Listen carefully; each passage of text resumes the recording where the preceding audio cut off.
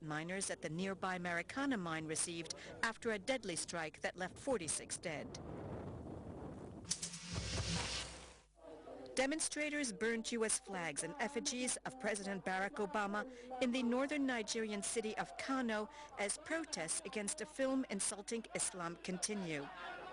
Thousands took part in the protest, which was organized by an Islamist movement, a pro-Iranian Shiite group which has been active in Nigeria since the 1970s.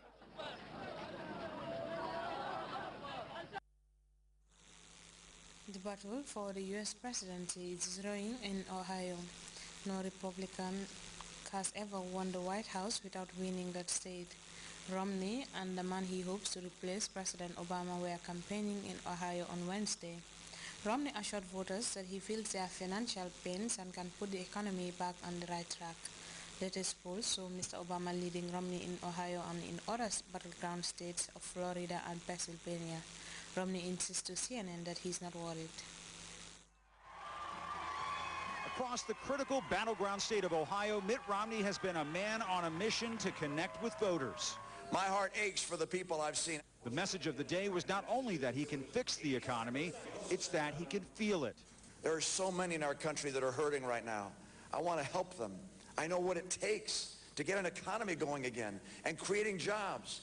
The straight-from-the-heart appeal is echoed in a new ad that shows Romney looking directly into the camera. President Obama and I both care about poor and middle-class families. The difference is my policies will make things better for them. Translation, pay no attention to the man in that hidden camera video. All right, there are 47% who are with him, who are dependent upon government, who believe that they are victims. But for Romney, when it rains, it pours. His two-day Ohio bus tour under steady showers at times has had the feel of a race against time. A stunning new poll from the New York Times, CBS News, and Quinnipiac finds Romney trailing the president by 10 points in Ohio, 9 points in Florida, and 12 in Pennsylvania. Romney told CNN he's not worried about the numbers. We're taking our message to the people of Ohio and across the country, and polls go up and down, but frankly, you're going to see the support that I need to become president on Election Day. Throughout his Ohio trip, Romney has accused the Obama administration of failing to crack down on what he's called China's unfair trade practices. One of the nations that has cheated over the years has been China. But as a Democratic super PAC pointed out, one of Romney's events outside Cleveland was held at a factory that had sought action against China from the Obama administration and got it. The GOP nominee is also facing some strong economic headwinds in the state, where the governor, John Kasich, touted Ohio's recovery at a Romney event. You know, I hope you all know that Ohio's coming back. From 48th in job creation to number 4, number 1 in the Midwest. Joined by golf legend and Ohio native Jack Nicklaus, Romney said the president shouldn't get a mulligan or do-over when it comes to cutting the deficit.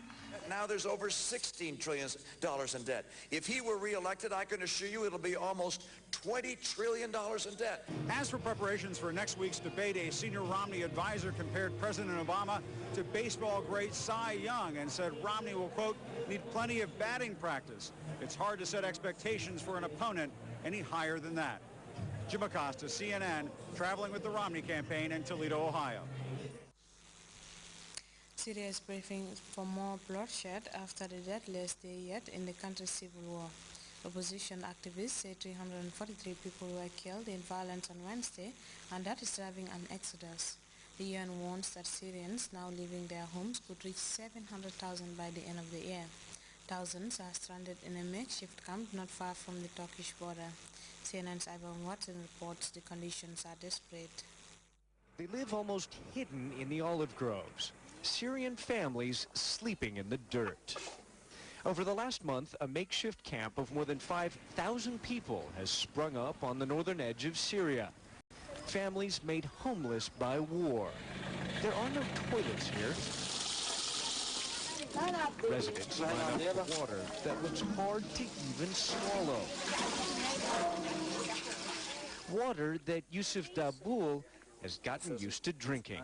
I've been here from 1 month ago. 1 month, 5 days. Living here. Under the olive trees. It's not nice. It's not healthy also. Why did you come here? Come here because my house is destroyed. There is no house for me. Everyone tells stories of rockets and airstrikes, artillery and explosions.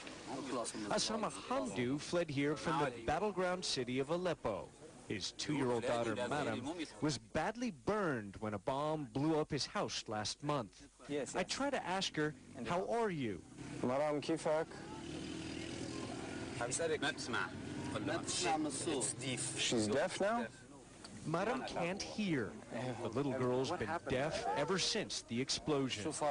We see far too many children here covered in insect bites, suffering from fever and diarrhea. She's fever. Yes. She has a fever. Hot, too hot. Yeah, his body is hot. Is there a doctor? There is no doctor. No doctor. This filthy camp sits less than 100 yards from the Turkish border.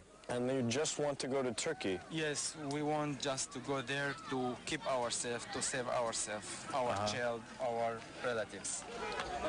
For more than a year, Turkey welcomed fleeing Syrians, caring for them in well-organized camps. But the Syrian refugee population in Turkey recently swelled to more than 87,000.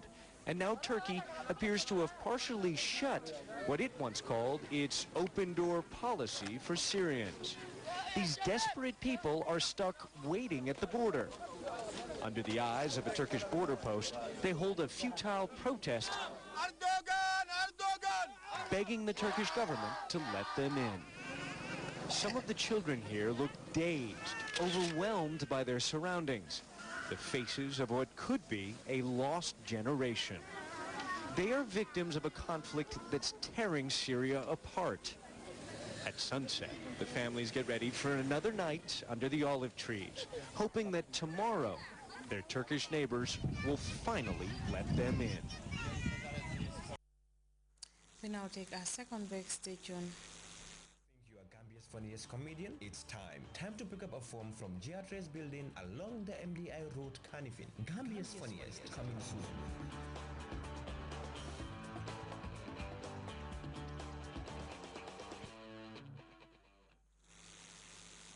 We now join the Central Focus Service for a look at the weather report.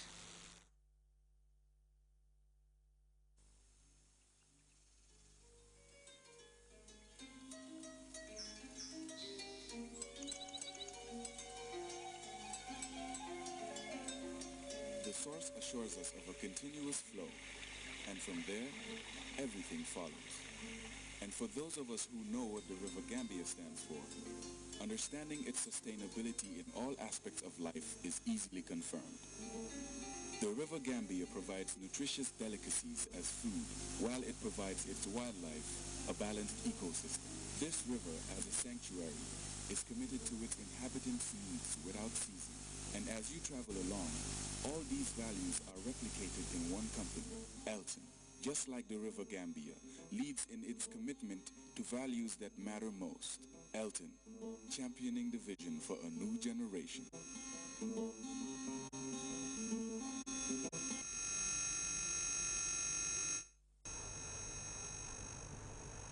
Hello there, wonderful viewers. Welcome to the weather segment. We begin with the summary.